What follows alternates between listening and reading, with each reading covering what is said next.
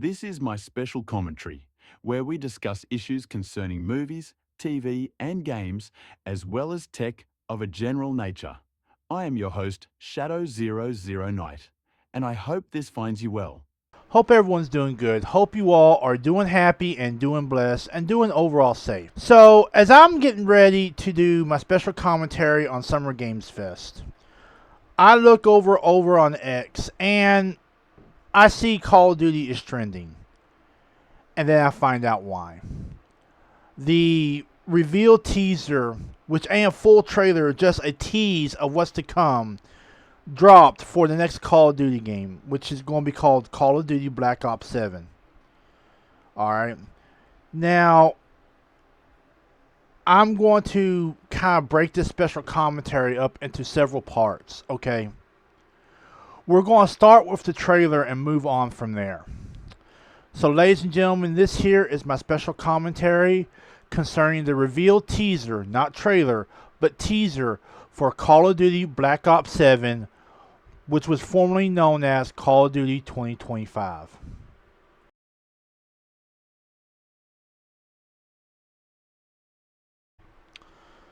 So let's first start our special commentary off with the trailer, or the teaser I should say. They're calling this a teaser. They're saying that we're going to get a much more in-depth trailer later on. Now, a bunch of streamers and other people have been tearing this trailer, or I should say teaser, apart. And they keep on finding the words June 20th, 2025. Okay? Now, that could be the day that pre-orders start. That could be the day we get another trailer. Whatever. Okay?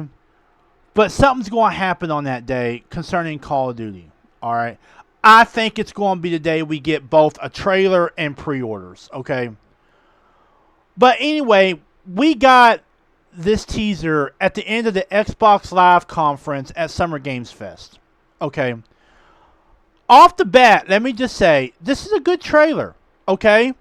It's a good trailer. Okay. I know as soon as it said Call of Duty on it, people started hating on it.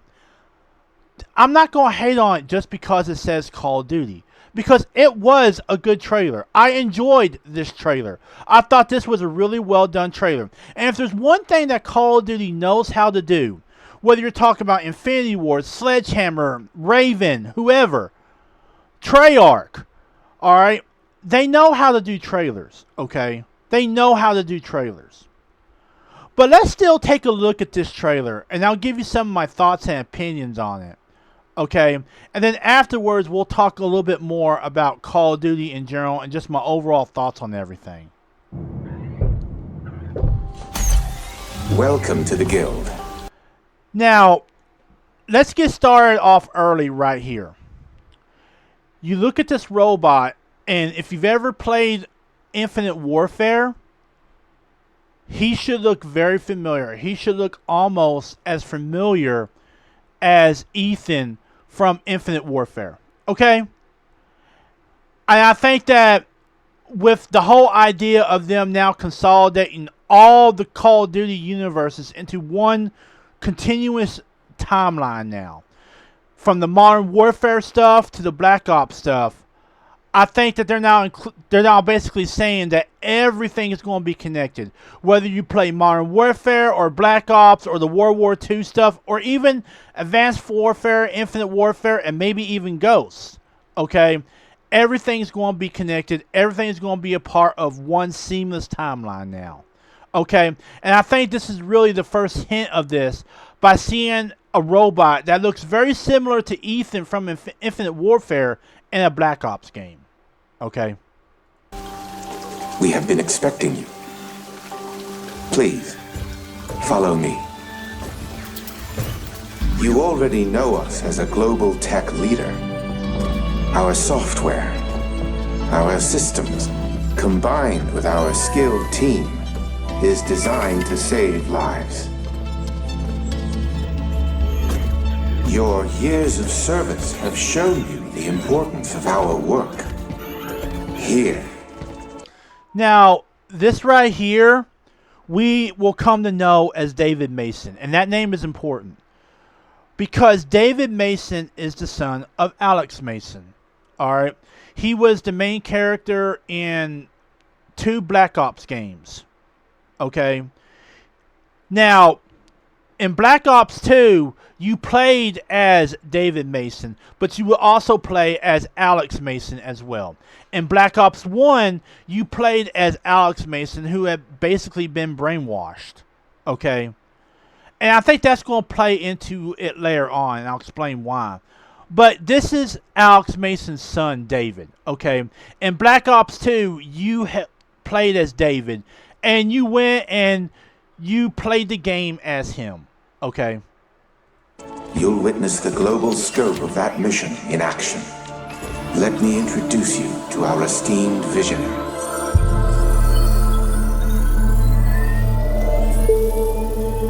For too long, we have been bound by outdated systems. Now, I want to go back to what she said there because it's very important, because it kind of harkens back to Black Ops 2, okay?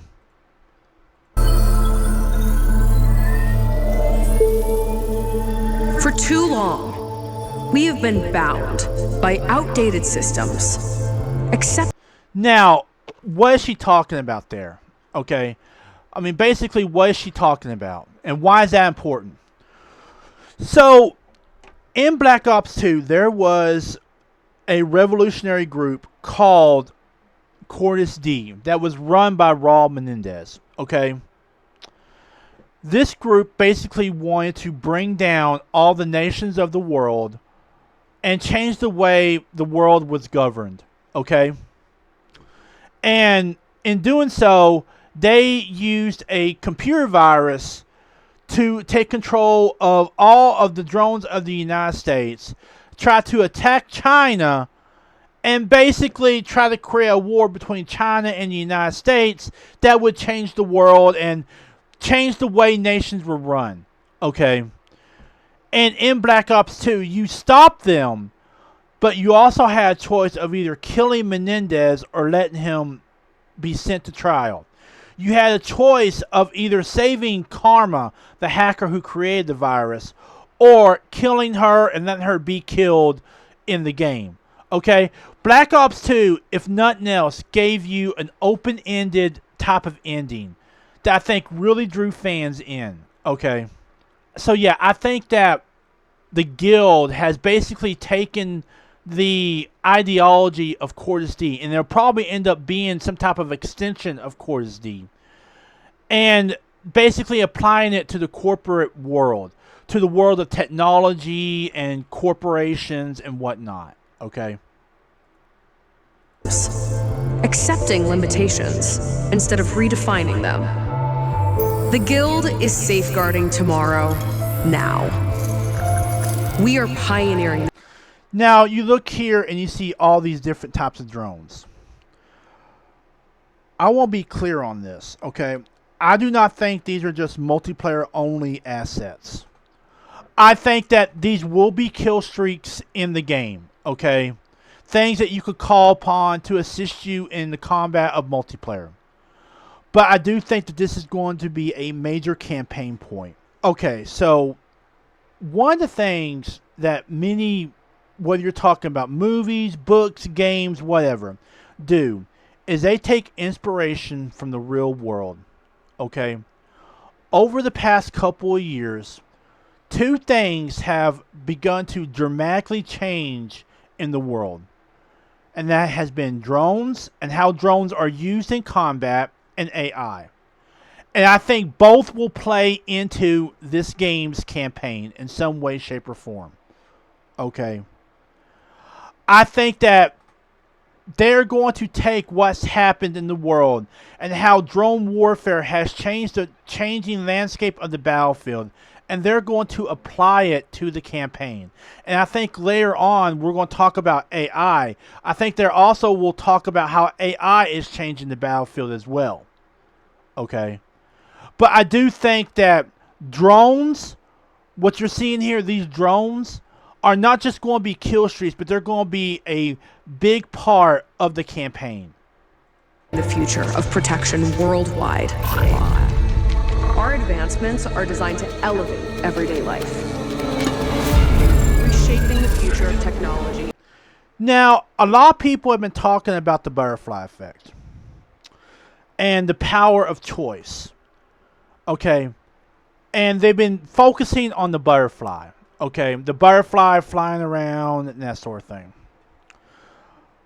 I've got a couple of viewpoints on it, and I don't know which way to turn yet because I've not seen a full trailer. This is still just a teaser, okay? So first off, okay, this could be a red herring. This could be something put in that makes people think you were going to have the choices you had in Black Ops 2, but not really have them.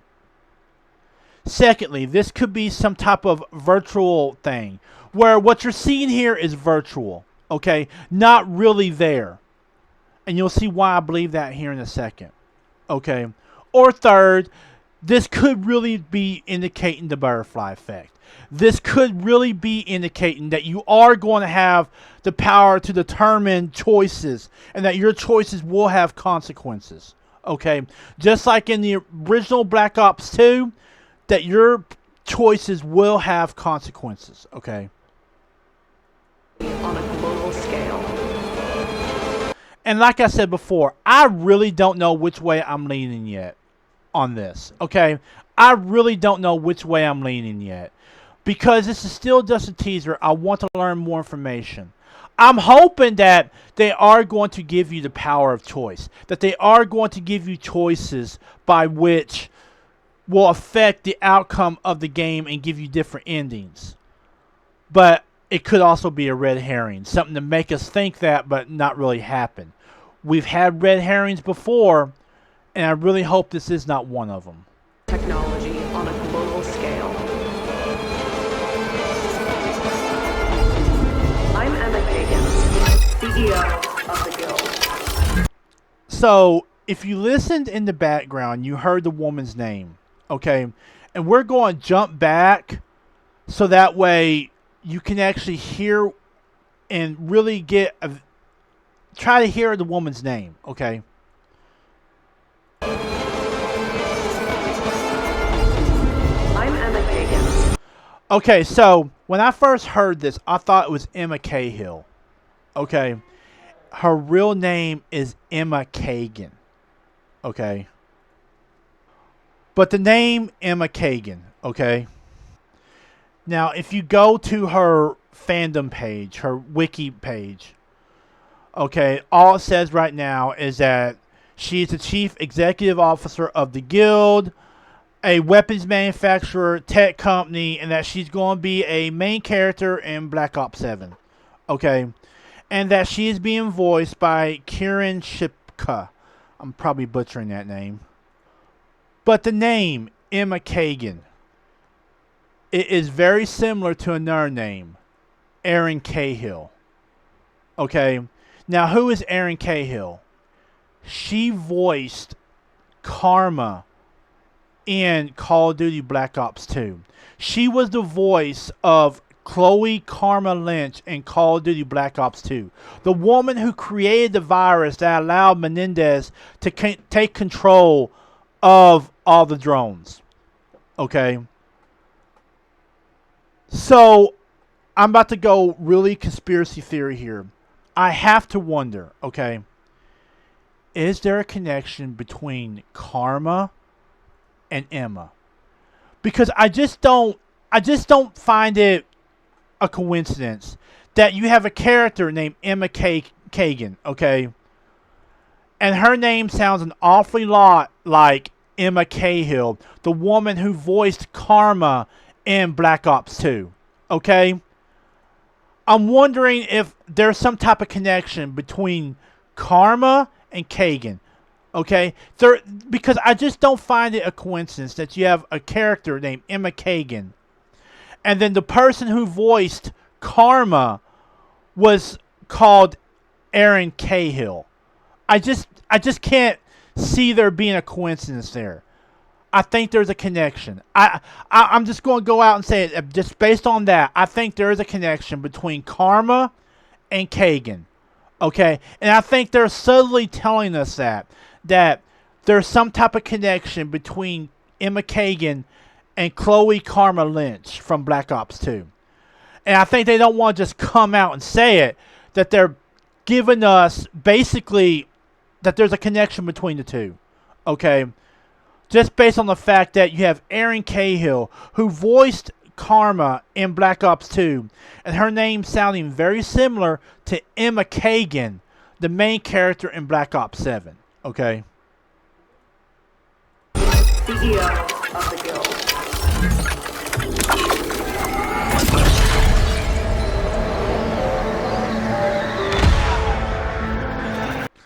Now, I've heard people say that this looks like the trippy mind space, the frozen forest we saw in Black Ops 3. I don't think so. I don't think they're going to go down that route anymore. I think there's a simpler explanation. I think what you're looking at is some type of virtual environment. Okay? I think what we're seeing here is some type of virtual environment David's gotten into. Alright? And I think that will also play a big role in Black Ops 7. It's not only AI and drones, but virtual reality and how virtual environments will play into the conditioning of soldiers and whatnot.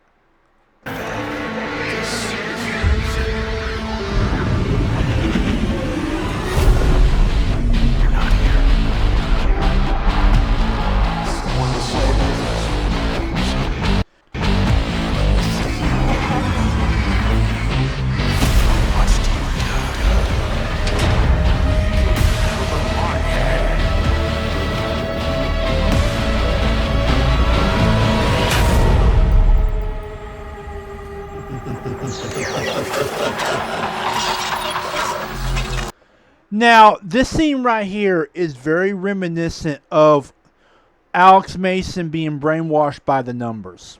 The red numbers that we all know from the original Black Ops. Okay? Could we be seeing that again? David Mason being brainwashed, or has he already been brainwashed by a program similar to what Alex Mason was brainwashed with? I have to wonder, is David Mason being brainwashed the same way that his father was? Okay.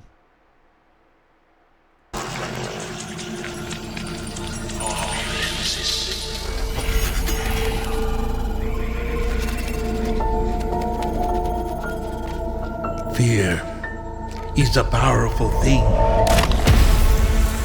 David Mason.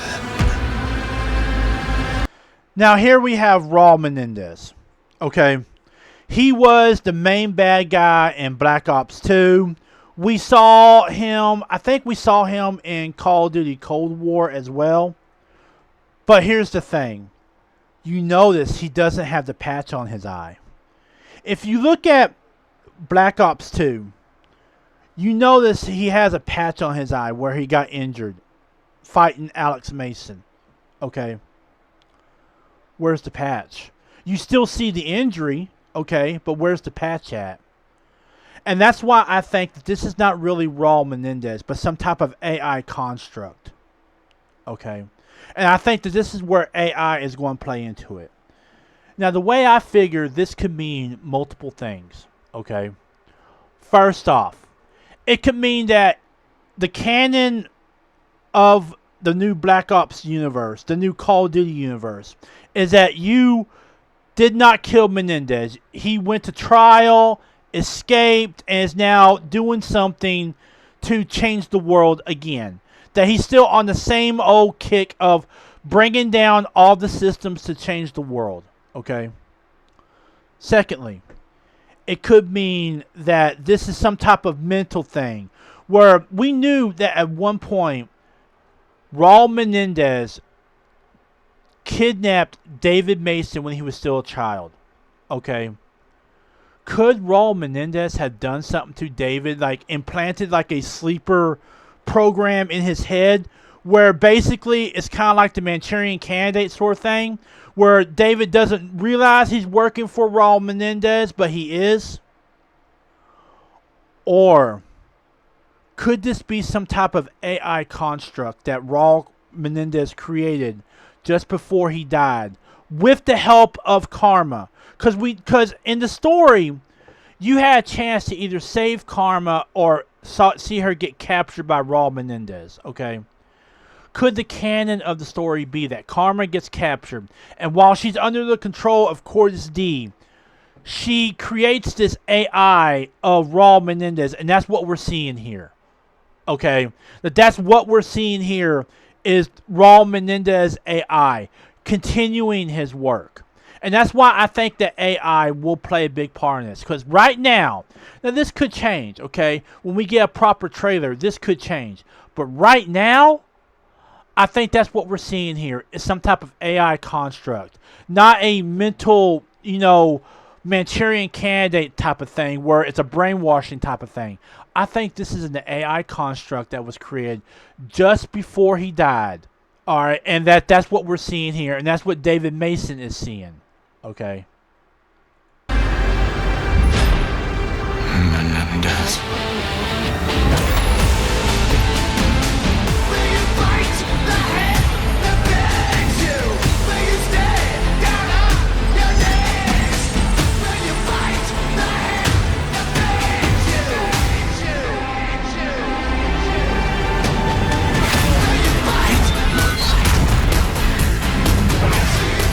Now, this scene right here, you see these guys parachuting down, or I should say wingsuiting down into an open environment.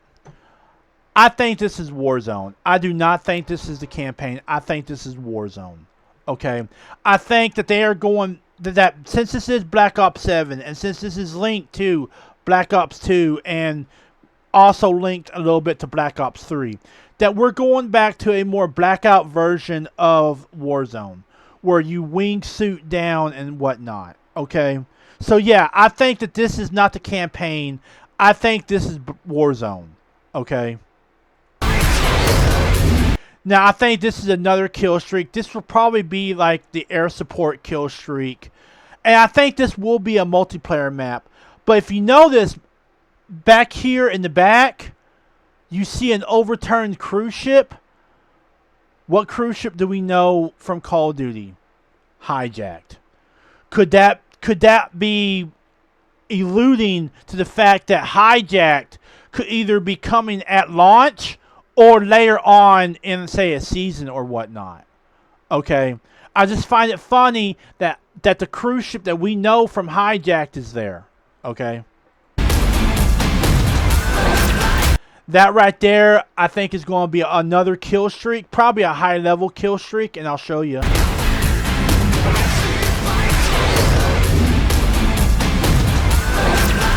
So, there you saw him kind of be cloaked and then decloak. I think that will be a kill streak. How that would probably be a high-level kill streak. Probably 10, 11 kills before you're able to access that. And it would probably be deactivated once you fire your weapon, because you see him melee someone and then turn around and he decloaks. So I think that probably when you make a kill or you melee someone or even shoot someone, you decloak. Okay. There we see zombies, and a lot of people think this is transit. I'm going to agree with them. Just the way they've got set up the lights and everything, I think this is transit. So that was the Call of Duty Black Ops 7 trailer. And I have to say, it was a good trailer. Okay, I'm not going to deny that. It was a really good trailer. I really enjoyed it. Even when it said Call of Duty, I enjoyed it. I know a lot of people are saying, oh man, this is a Call of Duty game. Come on.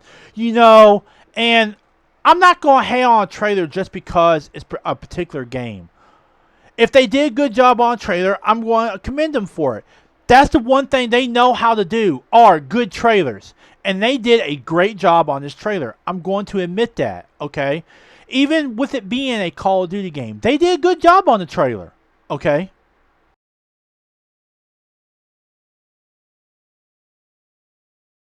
The trailer ain't the problem. It's everything else surrounding Call of Duty that's the problem. The first big issue I have is the fact that we just got Black Ops 6, and the support for Black Ops 6 has been absolutely horrible. Okay? Problems with hackers, problems with connections. The events are boring. Okay? It's everything else surrounding Call of Duty that's the problem. The trailer was great. Okay? It's just the fact that we just got Black Ops 6 back in November. And it's now June. And we're getting another Call of Duty to come out the next November. They don't give these games time to breathe. Okay? They literally don't give these games time to breathe. Okay? Look, I get that Black Ops 6, the support for it was horrible. Okay? But had they just taken a year off and said, okay, we're going to give you Black Ops 7 in 2026, and then maybe take another year off and give you Modern Warfare 4 the second year after that, I think that would have been a better choice.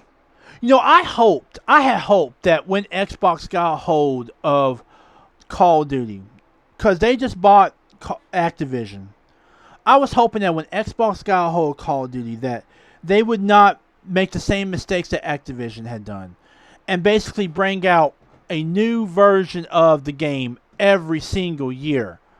Okay, I thought they would have said, okay, we're going to take a break a year, let our developers rest a little bit, let the game grow a little bit, try to fix some of the problems. But it just seems like Xbox is making the same mistakes that Activision is making. Okay, they're making the same exact mistakes. They're bringing out a new Call of Duty every single year. Okay? And they shouldn't. I mean, Ubisoft learned that lesson, you know, when they said, okay, we're not going to do a new Assassin's Creed every year. Multiple companies have learned that lesson, that sometimes you got to let a game breathe. Okay? That sometimes you have to let that game breathe. That sometimes things have to be done to that game that make it better. Maybe, you know, fix some of the problems with the servers and that sort of thing. But they're not doing that. You know, a prime example of this would be Cyberpunk. You know, when Cyberpunk launched, it launched in a horrible state. Okay, and then I'm someone who pre-ordered it. But after about a year of support, of updates, of them fixing things, it has become a great game. Okay? It's become an incredible game. And that's before we got the Phantom Liberty DLC. Call of Duty doesn't do that. Okay? They're like addicts. Okay? They have to have their fix every year. And the more you do that, the more fans are not going to care, because they're going to be like, okay, I went and bought this one. I'll play it for about 3 months, and then I'll start getting ready for the new one. They're literally like junkies. Okay, they're literally like junkies who need their fix every year. Okay, and something's got to give, or else there ain't going to be a Call of Duty. Okay, we're going to talk about Call of Duty the same way we talk about Medal of Honor. Not at all.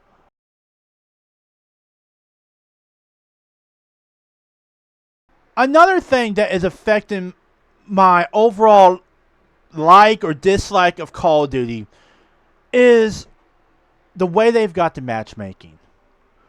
We all know they use skill-based matchmaking for everything. Now look, I might be able to accept it for ranked play, but when I want to just jump on with my friends and just have a good time, I should not have to worry about skill-based matchmaking. It should be ping is king. Okay? It literally should be ping is king. Okay? And because it ain't, because they got to matchmake you based on skill, because they've got to fall into line with that engagement optimized matchmaking nonsense, it makes the matchmaking so much worse, and it makes the connections so much worse. Okay? It really does. A little while back, a game called XDefiant came out. And it didn't use skills-based matchmaking. It used ping is king, okay, for matchmaking it. recently it was shut down, which I felt was wrong. Okay, and I have my own opinions about that, and maybe some days I'll talk about that. But I was hoping that they would have looked at XDefiant and saw how XDefiant did things, and maybe perhaps change how they did things. Instead of having a skill-based matchmaking for everything, have it for ranked play only. Okay, but when Black Ops 6 came out, they still used skill-based matchmaking. In some cases, they jacked it up. Okay, and if that happens with Black Ops 7, okay, I know I've said this before, okay, if they keep the skill-based matchmaking in Black Ops 7, if they don't give you some type of option where you can literally select an option and say, okay, I want based on skill, on region, language, console, whatever, okay, if they don't give you some type of option where you can choose how to matchmake, okay, at minimum, at most, take away skill-based matchmaking in a casual lobby and have Pingus King back again, then you know what? More and more people, even the hackers, are going to stop going to Call of Duty. Okay? Even the hackers will stop going to Call of Duty. And speaking of the hackers, something needs to be done about the hacking problem, the cheating problem. It has become quite obvious that Ricochet has failed, because more hackers play the game than legit players. And now we see, and I mean, all you gotta do is just go and look on Reddit, and you will see players being kicked, legit players being kicked for no good reason, whereas hackers and cheaters and whatnot, they can sit there and hack and cheat all the live long day and not get caught. And all the time we hear the same thing. Oh, we purged 10,000 accounts. We purged 20,000 accounts. Okay? All that means is that they're going to go, they're going to get a new account, they're going to come back, and they're going to start hacking and cheating again. Okay? Something really needs to be done about the cheating problem, because Ricochet is a failure. Now, whether or not that means that they need to modify Ricochet if they can at this point or something or whatnot, I don't know. But their anti-cheat program is a complete and utter failure. I've not played Black Ops 6. The last Call of Duty I played was Modern Warfare 3, and it was a failure then. Okay, and from what I've heard, it's still a failure now. All right, they need to do something about the cheating problem. Okay, because if they don't, the only people who are going to play their game are going to be cheaters and hackers. And as soon as they get bored, and as soon as they realize that the only people who are playing are people like them, they're going to go to another game, and no one's going to be playing Call of Duty.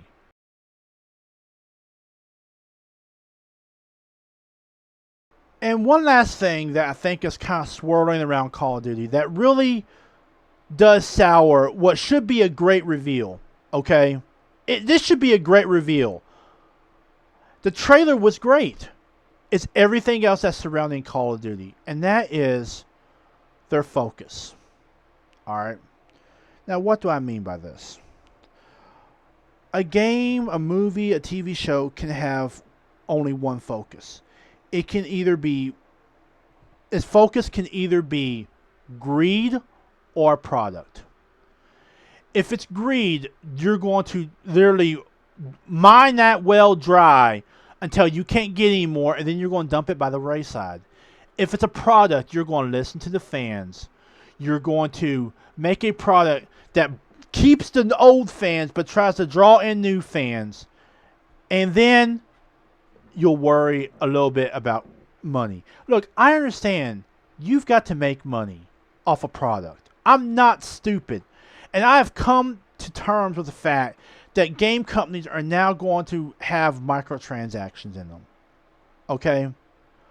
But when you've got bugs and glitches and the thing you're worried about is a freaking skin that costs $30? No. No, no, no. when you sit there and you bring out a new skin when you've got bugs and glitches just causing so many problems in your game, but instead you decide to bring out I don't know what you would call it, a messed up skin of a dude that looks like a rat, or a gun that is a unicorn that when you examine it, it flies around. Something's wrong. Okay? Look, I get it. You need to make money. Okay? But your focus should be, Call of Duty's focus should be on making a good product. That's what got Call of Duty to be one of the leaders in not only gaming, but the genre, where they made a good product. And that product made it so they made money so they can make another good product. Now it's become almost like they worry more about making money than making a good product. That they don't care about the product as long as they make money off of it. They can give you a pile of crap as long as they make money off of it, and then that's all they care about. Then they'll worry about the product later on, okay? That's the way it feels to me right now. When you have a military shooter having crossovers with the Ninja Turtles, when you have a military shooter, what's supposed to be a semi-realistic military shooter, okay, crossing over with the Ninja Turtles and rats and having guns look like unicorns and stuff like that, that tells me that you care more about making money than you do the product. That you could care less about the fans as long as they spend money. You are basically a casino. That's literally what you are. You're a casino at this point. You may not have the randomization that some of the other places have, but you're basically a casino. We put money in and we get something imaginary out of it. Your focus should be on making a product, not on how much money you can get. Because if you make a good product, and if there's something wrong with that product, and your first objective is to fix that product instead of bringing out another dumb skin, okay, then guess what? You're going to make money because that shows the fans that you care. That shows the fans that they are your primary objective. That the fans and the product are your primary objective, not how much money you can get out of this well before you dump it by the wayside.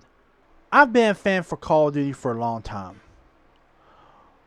The last Call of Duty I played was Modern Warfare 3. Before that, it was the remaster of the 2009 Modern Warfare 2. I've played Infinite Warfare. I've played most of the other Call of Duties out there, except for the new Modern Warfare 2 and for Black Ops 6. Alright? And I can honestly say, without a shadow of a doubt, that some of the older Call of Duties, their focus was on making a good product. And some of the newer Call of Duties, their focus was on greed. And when you are greedy, the fans know you are greedy. Because you will sit there and you will put out a stupid skin, or you will have a stupid event that requires you to pay money instead of fixing your game.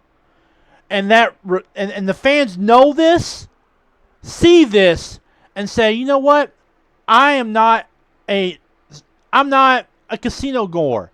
I've played Call of Duty for the simple fact of having fun and maybe competing with my friends every now and then. Not to play a casino. Okay? The fans will see that and they will decide to go elsewhere. Because they want to have fun. Because that's the purpose of a game, is to be enjoyable. Not so you can just sit there and, literally just be a casino. Okay? Because that's literally what Call of Duty has become now. A casino. We put money in and we get nothing out. Except maybe some stupid skin that will last 3 months. Alright? That's literally what's become as a casino. Make the focus of your game about the fans and the product, not about how much money you can get. Okay? And I guarantee you will make both money and you will draw in new fans. But if you keep on being greedy, if you keep on having a focus of stupid skins over fixing your game, you're just going to drive more and more fans away. Simple as that.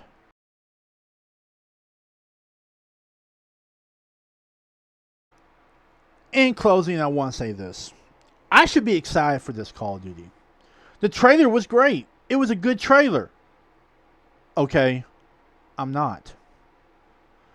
Not because of the trailer. The trailer was done really well, and I really enjoyed the trailer. I thought the teaser trailer, which is what this is, a teaser trailer, a teaser, was done really well. And it left a lot of breadcrumbs. Some we discussed with earlier. Okay? But it's everything else that's surrounding Call of Duty. I'm just going to be honest with you. I do not think that Call of Duty should have come out for a new game this year. I think that if they had let Black Ops 6 cook a little bit more, if they had maybe done a few more like actual special events, not stuff you collect off the ground, but actual story events, okay? You know, and then brought out Black Ops 7 next year, then I think I might be a little bit more excited for it. But just with everything going on with Call of Duty, everything surrounding the trailer, not the trailer itself, but just everything that's surrounding Call of Duty right now, I can't be excited for this. Okay, I just can't. Because how many times have we gotten excited for a Call of Duty game and we get it in our hands and we've gotten burned? Either by skill-based matchmaking or stupid skins or them just being overall greedy. And you know, I had hoped that things would change when Xbox took over. I had really hoped that when Xbox took over, they would change things. But it literally feels like new boss, same as the old boss. That's literally what it feels like right now. We got a new boss, same as the old boss. Okay? You know, just as greedy and making the same mistakes that the old boss made. I want to be excited for Call of Duty. But after being disappointed by Modern Warfare 3, which was nothing more than a glorified DLC for the new Modern Warfare 2, and after seeing all the skill-based matchmaking and engagement-optimized matchmaking and basically rigging the game of players. Rigging the game against players, basically. Okay? I just can't get excited for it. Not because the trailer wasn't good. The trailer was a good trailer. It's just everything else surrounding the trailer. It's everything else surrounding this teaser. I hope that we get some answers to some of these questions later on. I hope that, you know, we get answers on skill-based matchmaking. And I hope that perhaps with this Call of Duty, they'll change things. That maybe they'll go back to ping is king. That maybe they'll send out a statement that says, hey, if we have a major bug or glitch in the game, we will not put out a skin until that bug or glitch is fixed. Okay? Or something along those lines. You know, Call of Duty has to prove to me they are worth my money. Especially this year with the fact that, by all accounts, this Call of Duty will be $80. Okay? It used to be the new games were $70. Now they're $80. If I'm going to spend $80 on a game, it better darn well prove to me that it's worth my $80. And this trailer alone doesn't do that. Not because the trailer wasn't good. It's because of what everything else surrounding Call of Duty. But who knows? Maybe on June 20th we'll get some type of decent trailer that really answers a lot of questions and makes me want to get it. But right now, I can't get all excited for Black Ops 7. Because we just got done with Black Ops 6. I mean, Black Ops 6 just dropped a couple months ago. And we're already getting a new Call of Duty game. I don't think they should have come out for Call of Duty game this year. Alright? I think they should have waited. But it is what it is, you know? There ain't nothing we can really do about it. But, yeah, I don't think they should have come out for a new Call of Duty game, let alone another Black Ops game. And really, they need to fix a lot of the problems that have crept up in Call of Duty. And if the people there can't fix them, they need to bring on people who will. Okay? Because until a lot of these problems are fixed, like the glitches, like the cheating, like the matchmaking, like just the overall greed, where the main focus of the game has become greed instead of a product, then you know what? People are just going to be like, why should I play it? Anyway, that was the Call of Duty Black Ops 7 teaser. We're supposed to be getting another trailer. I think it's probably going to be on June 20th because people have been seeing the words June 20th inside this trailer. So it might very well be June 20th, or that might be the day that pre-orders start. Either way, I can't really get excited for it. Not because the trailer wasn't good. It's just because everything else surrounding Call of Duty is complete nonsense right now. But look, I hope you guys enjoyed this special commentary about the Call of Duty Black Ops 7 reveal teaser. Check out some of my other videos as well as some of my gameplay over on YouTube, over on Rumble, over on Odyssey, and check out my X account, my social media account, and let me know what y'all think. I will see you guys in the next video and in the next stream. Laters. Thank you for watching my special commentary about the Call of Duty Black Ops 7 teaser trailer.